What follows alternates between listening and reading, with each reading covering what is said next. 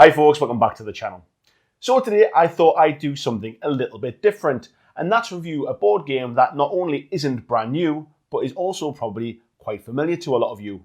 That game is Carcassonne. Now, one of the reasons I wanted to review this is a lot of board game review sites out there and board game review channels tend to focus on the brand new things, what's coming up in the future, what's the latest hotness. However, I thought there are quite a few people who are just discovering board games for the first time. A lot of people that watch my channel come originally from miniature gaming and may not be as interested in board gaming, and so probably don't know some of the older classics. This game was actually new to me, and I only played it for the first time last month.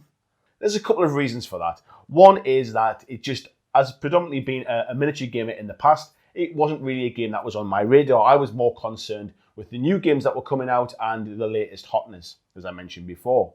The other side is the artwork and the theme and the look of the game just never interested me. It looks like it's going to be a complicated, old-fashioned Euro-style game, and that didn't really interest me.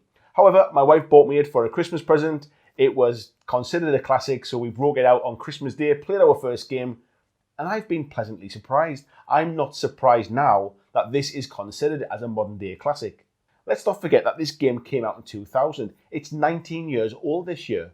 And there's a lot of people who will just not look for older games. They'll constantly be looking for the new stuff. So if you're new to Carcassonne, keep watching this review. And if you're a seasoned Carcassonne player, maybe you've got some different opinions to me. So why not keep watching? Carcassonne is themed around the famous French city from the Middle Ages that was well known for its fortifications.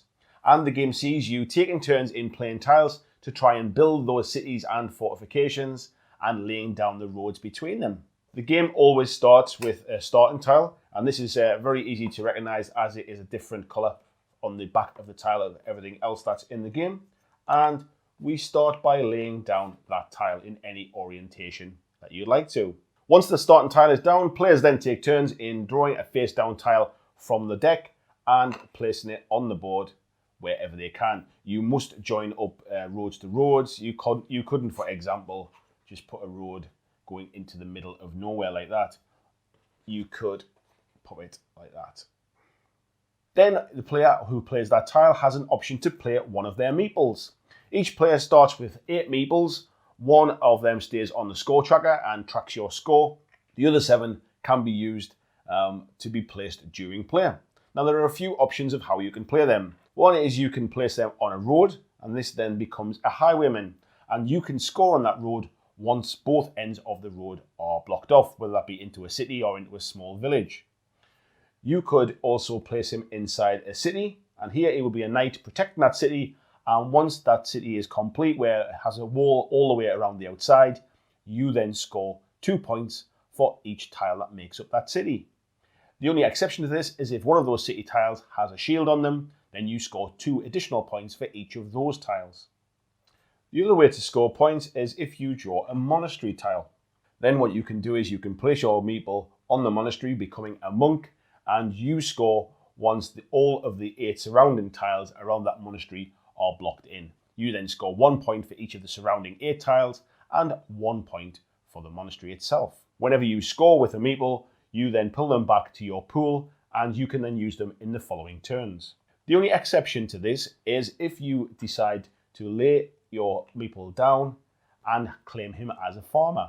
Farmers stay in the game right up until the end, and then they score depending upon how much farmland they control. This is how the game becomes quite tactical, as you will quite quickly run out of meeples and have them hanging out on roads and in cities trying to wait for them to be completed. Now you're trying to complete those cities and roads so that you can score points and bring your meeples back. However, your opponents are also trying to score their own and trying to stop you from scoring. So they can place tiles that make it very difficult for you to complete roads and to complete cities. Each player then keeps taking their turns, drawing a tile and deciding what to do with their meeples until there are no tiles left in the box. At the end of the game, you score your farmer's points, you add it to your score tracker, and whoever has the most points is the winner. And that essentially is the game. It is really simple to teach, it's really straightforward to play, and it's a lot of fun. The components that come in this game are really good quality. The tiles are a nice thickness. The artwork, whilst pretty basic, actually looks very nice and fits with the theme of the game. And it's really nice to see that these wooden meeples haven't suddenly become cheap plastic tokens over time. There are a myriad of expansions available for this. This version that I have actually comes with the river expansion, which sees you build a river before you start playing the game, and then you create the city around the river.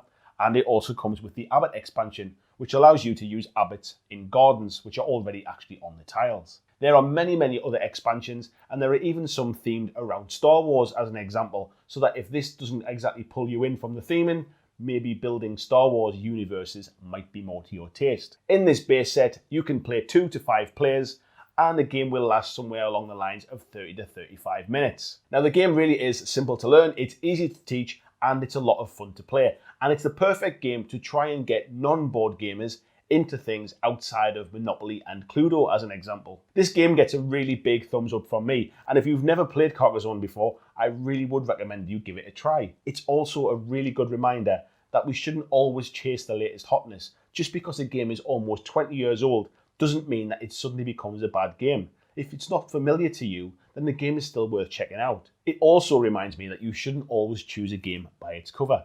Just because the artwork or the theme doesn't necessarily appeal to you, doesn't mean that there's not some really good mechanics in there and there's a fun game hiding inside. It's always worth checking out some online reviews, check out Board Game Geek for people's feedback, and see if it's along the lines of the kind of thing that you might like to play. This really surprised me. I thought it was a game I wasn't going to enjoy, and yet I really did. Let me know down in the comments, is Carcassonne one of your favourites? Is it a game that you've avoided because the theme just didn't really do it for you? Is it a game where you've bought all of the expansions and you have a favourite one?